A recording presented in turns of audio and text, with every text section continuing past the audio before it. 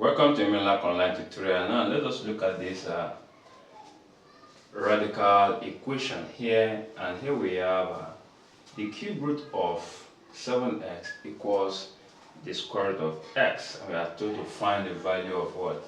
X. Okay. Now let us recall that according to the law of surd, if you have the square root of two variables that are a, b, this can be something as saying the root of a times the root of what? B. Okay, we can apply that rule here. So given us that this is something as saying the cube root of 7 times the cube root of x, then equals the square root of what? X. Alright, so I want to bring the square root of x to the left hand side and equate it to 0. So here we have the cube root of 7, then times the cube root of x, then minus the square root of x equals what? 0. Okay, to this end, I want to factor out the square root of what? X. When I factor out the square root of x, I get to have the square root of x. Now, when I divide the whole of these terms here by the square root of x, I will be left with the cube root of 7 times 1 all over the 6th root of x, then minus, now the square root of x divided by square root of 5, we are left with what? 1, then all equals what? 0. I know you'll be amazed at how I got the 1 over the 6th root of x. Now let's come back here. Let's come here. Now take note that by factoring out a term, it means that that term is divisible by other terms.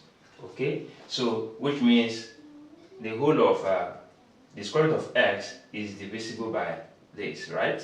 Okay, and here we have the cube root of x, okay, being divided by the square root of what? X. And according to the law of indices, this is same thing as saying x raised to the power of 1 over 3, right? Then all over x raised to the power of 1 over what? 2. And according to the law of indices, as long as we have the same base, then the exponent will subtract the exponent, right? So here we have that x raised to the power of 1 over 3 minus 1 over what? 2. And this will give us x raised to the power of negative 1 over what? 6. And according to the law of indices, if an exponent here is having a negative, it means 1 over the whole term of that. So which means this is something as saying 1 all over x raised to the power of 1 over what? 6. Which also implies that this is 1 all over the 6th root of what?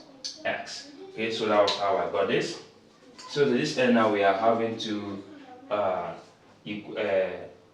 terms equating what? 0. Now the first one here is the square root of x equals what? 0, which implies that x equals what? 0. Now the next one here is the whole of this term, which is the cube root of 7, okay, then all over the 6th root of x, then minus 1 equals what? 0.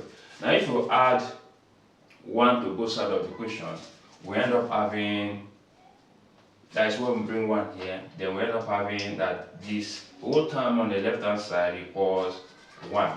Okay, so at this point now, we just need to multiply both sides by the 6th root of x so that we undo this, we undo it as a denominator here. So we end up having the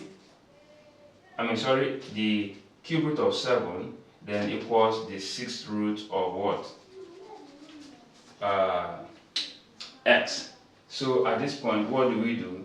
Let me just transform it into exponent. Now this is something as saying x to the power of 1 over 3, then equals to x to the power of 1 over what? 6. So at this point, now let us raise it to the reciprocal of the exponent of x, so which is what? 6. So we raise it to the power of 6, we raise it to the power of what? 6. Alright, so this undo this, At this point here, 3 here 1, 3 here 2. So here we have 7 raised to the power of 2 equals what? X. Thereby giving us that x equals what? 49. So the two value of x that satisfy the equation is x equals 0 and x equals what?